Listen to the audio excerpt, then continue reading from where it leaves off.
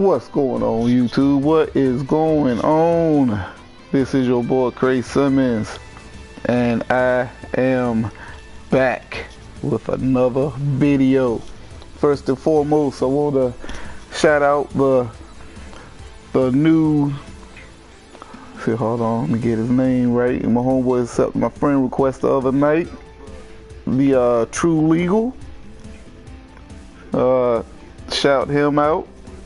That the new legal, my bad, I'm sorry, I don't mess that up. The new legal, like I said, he accepted my friend request, man, and Xbox Live, so hopefully we can get together and collab and get some gaming on.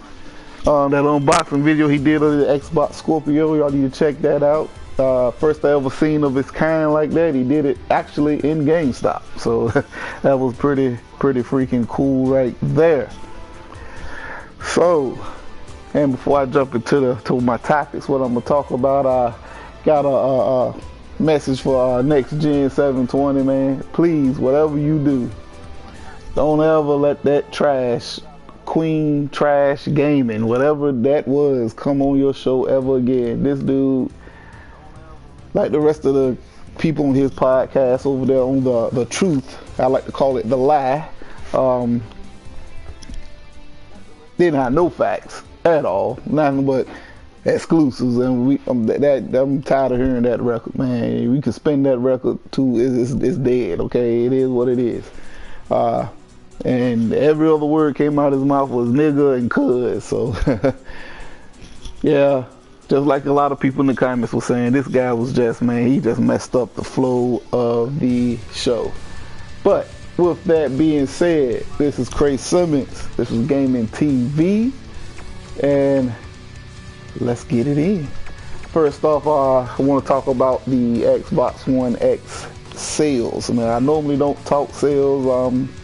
Sales don't move me. Like I say, I don't care if the console comes in first or daggone last. At the end of the day, as long as they are turning a profit into which they can keep producing the product that I like, which in this case is the Xbox One X or Xbox family in general, I am fine. Like I said, they can come in 1 or 8. I don't care. It is what it is. But the reason why I need to speak on it is because for a few simple reasons. This is for all the haters out there that was like, the Xbox One X is just too expensive at $500. But then they go and they bought a PS3 last generation at launch, which was $600, and can't do a third of what the X is doing. This is for the people that said the X is going to get the PlayStation Pro ports of the games. No one's going to take the extra time and develop for this console, which we are seeing by Digital Foundry videos. That is clearly not the case. And then my favorite one, like I said, my favorite reason why people said the X wasn't going to, I ain't gonna say sell, but you know, have a good start. It has no exclusives. That's my favorite one by far. When clearly the Xbox has exclusives. It might be a slow year or so as of now, but let's not forget it kicked this generation off with tons of exclusives. Y'all just shitted on them because of what? Power. Which now brings me to what we've been saying all along. Power is what moved this generation. The PS4 sold well because it was more powerful, slightly, and also it was cheaper. And with the way these sales are looking, they hit 80,000 in the UK in the first week. Took Sony a month with the Pro to do that, and or I don't even know if it did that with the Pro. I don't know if that was the regular PS4. I can't remember, but like I said, it is what it is. It still took them a week to hit that number, and the US is reportedly much bigger. So, like I said, it's not a bad start. Not a bad start. Now, with that, I'm not gonna jump out here and say, oh yeah, it's gonna instantly close the gap, man. It's gonna catch the 60 million installs of Sony. No, that's not gonna happen. But it's letting people know that, and the developers especially know that, yes, gamers want power. We don't want to go to PC and spend thousands of dollars to have power. We rather have it in a closed environment, plug and play, simple to use, power. And that's what the X is doing. So, like I said, it's looking good. Hopefully it keeps up. I'm looking forward to the NPD for this month, because I really think Microsoft might take November. Now, December is a toss-up, because like I said, it is a $500 console, and you can still get a PS4 for $2 something. You got the Switch out there still just doing its thing. So, we'll see. But I think November is going to belong to the Xbox brand of devices, and then who knows from there. But my thing is, as long as they can keep this momentum going, everything should be fine.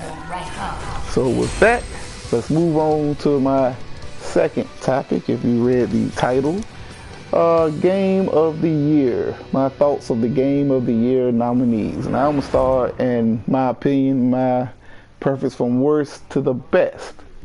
Right off the gate, the worst is without a doubt Persona 5. I don't even know how that game was even nominated. With all the controversy behind it, you got paraphernalia in it, you got adults teaching kids in school, dressing up like dicks, running around, and you're fighting them. It's just, that game got all types of weird shit going on. I have no interest in that game at all. So me personally, don't know how I got in there, but I know it has a fan base. So whatever floats your boat, that is on you. But I personally, and a lot of people personally, don't want nothing to do with that game. So next up is the mighty Horizon Zero Dawn. Now this, when I mean worse, is not saying like it's a horrible game. This game just didn't do it for me. It was too much like Tomb Raider and Uncharted. It was just, I played this game before. Regardless of the dinosaurs and the Terminator storyline, it just didn't keep me pulled in. So I'm not a big fan of Horizon. I bought it, didn't like it. I gave it away after 2 days of playing it. And my brother-in-law, who I gave it to, he enjoyed it. He said it was great. So it is what it is. But not a big fan, but I know it sold pretty well. I think it sold around 8 to 9 million copies, which isn't bad for an exclusive game. And so we shall see. Next up is Zelda. Now, Zelda, I have a love-hate relationship with Zelda. The game is fun. I enjoyed what I played of it. My main gripe with that game is when you get good gear, you use it 3 or 4 times and it breaks. But you can keep this wooden stick and whoop ass with it all day long. I'm like, hey, I don't know, man. But if you really truly like the grind, Zelda is a good game. I mean, I was enjoying it. I just took a break from it. Just hate grinding to get all that gear, then you get in one decent fight and it's gone. So, but Zelda possibly could win it, and like I said, it is a good game, and they done the franchise right when they brought it back to the Switch, and so we'll see. Next up is Super Mario Odyssey. Yet again, another game that I truly enjoyed. I really don't have one negative to say about it. That is the camera. The camera was horrible in that game, especially in a 3D platform when you need the time jumps, make precision jumps. The camera was horrible. It was like it was your enemy at times.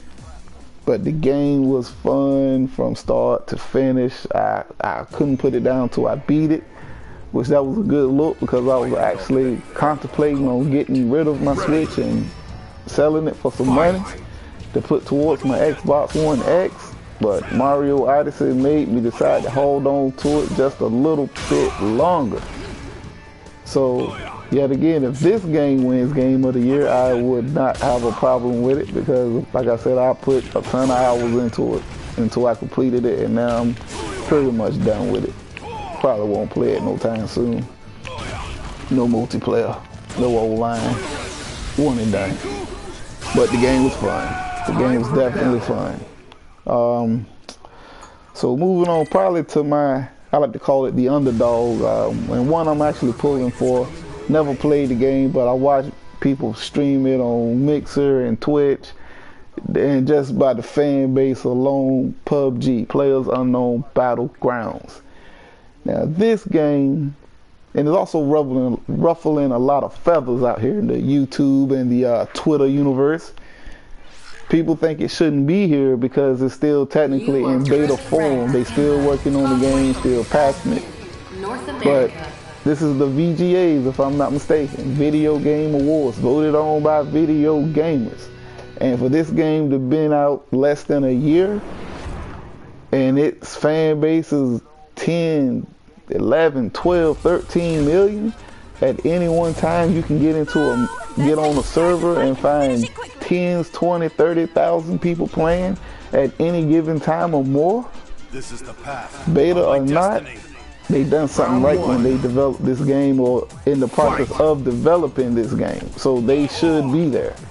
And people say, these guys that put finished products out, how should it make them feel? It should let them know that their finished product is lacking something, somewhere, shape, or form. Not saying their finished product isn't good as well, but evidently PUBG, as in unfinished beta, they are doing something. So I, for one, would love to see them win it. So I'm rooting for that game, and like I said, I'm looking forward to playing it on Xbox come next month. So that's how I feel about the Game of the Year nominees. I got two favorites, Mario Odyssey or PUBG. I think those two are the strong horses to win it. Zelda could come in and sneak one, but I think Mario, to come to the two Nintendo games, I think Mario is just a little bit too powerful, man. Like I said, that game had me up on the Switch until I beat it. So, and my Switch was dusty for a while. So, but I really want PUBG to win it. So we shall see. We shall see how it goes. Now, done got the little gaming part talk out the way. This next part, man, is just with the hate of these YouTubers, man. Like I said at the beginning of the show, Next Gen had a guy called Queen Thrash Gaming on, and he's a habitual hater. It's just funny, the hate that comes out this guy's mouth, and you hear him talk, as we all got a taste of, his vocabulary is very limited. And other than nigga and cuz, Xbox sucks. that's about as far as his vocabulary goes. And so I listen to a lot of different podcasts because I like to get people different opinions on stuff, and so I'm looking for a good Sony podcast. So I stumbled across the Truth, I believe is what they call it themselves, the Truth podcast with Ryan 55 whatever, some long ass number don't nobody care about. Damn, this dude is okay. How the hell he keep getting that trip in there? Okay, he wearing my ass out with these kicks. But that whole podcast is they call themselves the Truth, but everything they spitting is all opinionated. First and foremost, it's just funny, man. I peeped a little bit of the show I guess they did last night. They had a dude up there. And this is what's funny to me, man. The dude has taken his Xbox One X apart. He's like, yeah, this hard drive is just too slow. I'm doing this and connecting that to do this to mimic that on this Samsung one. I'm like, okay, that looks pretty cool. I mean, yeah. But my thing is, fight. His reason for doing it, he said, because I'm only going to play Gears, Halo, and Forza. After I beat them, I'm trading them in, because guess what? He said they were one and done.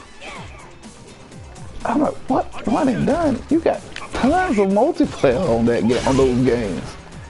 But again, this is when you know that the hate for something is just so real out there that the reasoning makes no sense. One and done on Gears and Halo. One and done on Gears and Halo. Halo, who arguably has the best multiplayer around. But like I said, I listened to it a little bit and it was just funny. I'm like, then if you're gonna go through all of that for a console. Just as y'all always say, get a PC. This guy lagging his ass off. Come on, bruh. See, this is why I can't commit to PlayStation. This shit right here, man. What? This shit right here, man. I hope it comes through on y'all and when y'all see it. But that was his reasoning, because I'm like, you doing all this, you tearing your Xbox One X down, swapping out the hard drive. Just build a PC, bruh.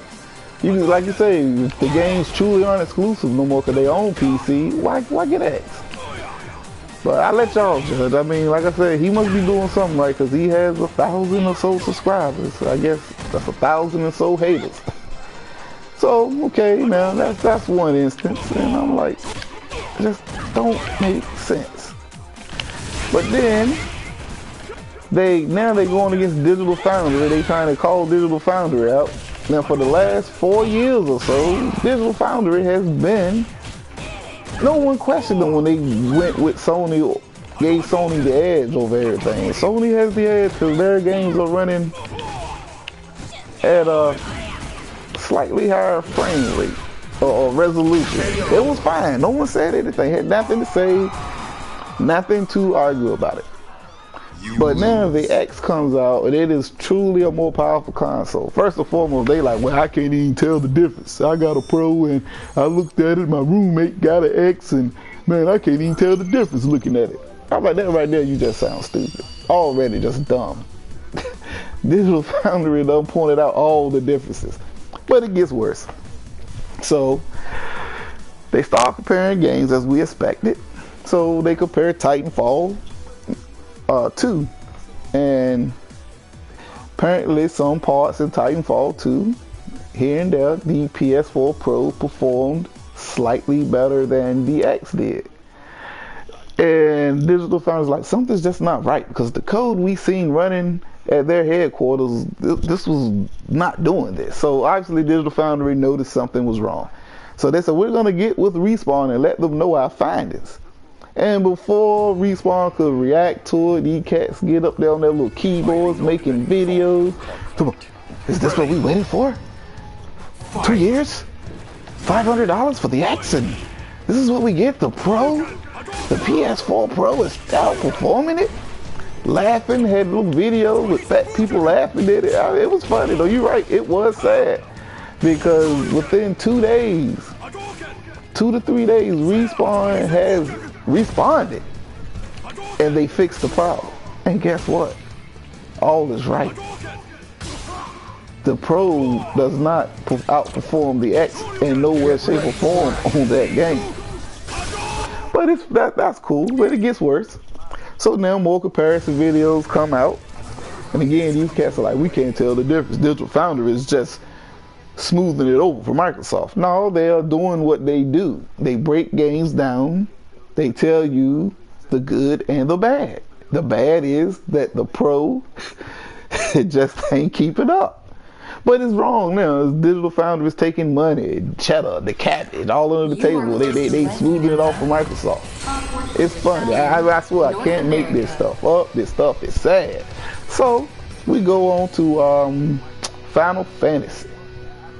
They showed 2 scenes in which the Pro again performed a little better as far as the frames. You know, the Xbox dropped a few frames here and a few frames there in the fight scene and in the city scene. And the Pro didn't drop it. They still dropped it as well, but not quite as much. Okay. So yet again, they get there, make their little videos. Man, I don't need to be doing ranked matches when I'm trying to talk. But it's funny, because they got their little videos going. So this is it? This is the beast? Yes sir, it is the beast. Because again, it's not the console. It's poorly optimized. The game was poorly made. Square Enix, now if they would truly care about their product, they will do like Respawn did, and they will address and fix this issue. But we'll see. Who knows? But let's talk about the other videos that I can think of right now offhand that Digital Foundry has compared.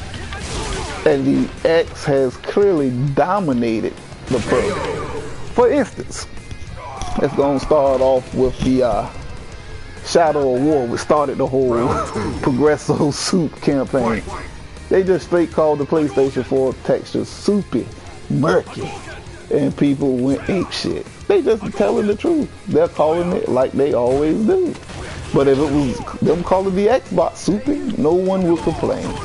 But I just think it's funny. But no one's talking and making videos about that other than it ain't no big difference. It ain't a $500 difference. It's funny. So now let's go to Star Wars Battlefront 2. The game hits 4K so much all the time, they just straight up called it native 4K. They say it very rarely drops resolution or frames, so it pretty much stays in 4K all the time. But no one's talking about that. They just say, oh, it's not a big difference. It's not that big of a deal. Yes, it is. Maybe not to you because you don't have an X. I don't know if you can't afford it or what. Whatever the case may be, it's okay. So, let's go to Wolfenstein 2, the new Colossus. This is probably my favorite one. Now, the Pro Max is out, if I'm not mistaken. Now, like I said, I'm running off memory right now. The Pro Max is out at 1400p. When the Xbox One X Max is around 2100. You know what I'm saying? It hits 4K at times, but it keeps the average around 2100. Look at that think about that for a minute. That's already damn near double. But okay, let's go. So they do the comparison videos and they like, yeah, the X drops the frame rate a little bit more than the Pro does. But what they don't tell y'all is that the X is pushing out 50% more pixels. And to have that type of performance is amazing. And keep in mind, the lowest drop that the X hits is still higher than the Pro's highs at its peak. That shit is funny to me. I couldn't help but laugh. And I said, where's the videos about that? But you know what they say? You can't tell the difference. I can't tell the difference. I can barely see it. So I just like, my thing is this. Alright, I'm done with the rant. Because this is just pure retardation going over there. And there's a lot of other channels, but that's just the one that come to mind right now because they seem to be the ones spitting the most stupidest shit right now. You're Sony guys, you're Sony podcast. You say you're gamers, but you're not. So this is the thing. I go there to these different podcasts. I want to hear certain shit. I go to the Sony guys because I want to hear about Sony. I tried Iron Wolves. All they did was talk about the Xbox cam. I tried the Weapon Wheel podcast. Same as usual. They don't talk Sony stuff. They talk what Xbox guys are doing. What's going on in Xbox. How bad the Xbox sucks. That's nothing to do with Sony. It's just like this podcast that should really name themselves The Lie. They literally talk about just Xbox and Xbox gamers. I'm like, really? I'm an Xbox guy. You come to my channel. You know, as small as it is. I know my channel's small, because I know people are going to talk shit. You just a small channel. It is what it is. I'm just doing this to put my 2 cents in it. I'm not trying to have no Patreons. I ain't trying to have no super chats. None of that. Either you like it, you like it. You don't. I'm still going to keep doing me. My world will not stop. Trust me. But I talk Xbox stuff. I give my opinions and thoughts on Xbox, the state of Xbox, Xbox gaming, Xbox pros and cons, and I might talk other stuff as well. But I do not spend the majority of my shows or my little videos I do bashing the Nintendo. And you can bash the Nintendo because it's pretty anemic over there as far as hardware. But I don't do that. But these guys, like I said, it's sad. Like he says, it's sad. It's so sad. I just don't know what to say, man. It's funny. And then, oh yeah, I gotta say this, throw this last thing out here and I'm done. And then they was like, yeah, people are getting rid of the exes already. Said Hard 8 is trading his in. I'm like, Hard 8. this is the guy. Okay, this is the guy that was charging people to try to play with him online. Him and his group. This is the guy that allegedly bought his 4K TV in the McDonald's parking lot. He probably bought not the Xbox One X. He probably bought the old box X and thought it was the Xbox One X. I don't know. But like I said, man, the hate for this console and people trying to go all the way around to shortchange it. All I'm going to say, guys, before, if you haven't bought an X yet, you thinking about it, just go watch Digital Foundry. They break it down. Yes, the console doesn't hit 4K in every game, but they never said it was going to do 4K in every game. They said it was up to developers. Developers' choice. They want to use the power to do 4K. The box is powerful enough. It's called options. Digital Foundry is about the best place I can go to tell people who want a truly unbiased opinion, because I got to give Digital Foundry credit. They called it down the middle. I thought they would still stay with giving Sony the edge, even though you clearly can see they don't have it. But Digital Foundry has done a good job. They'll let you know when the X drops in performance, you know, as slight as it may be, but they will let you know. And they will definitely let you know the good.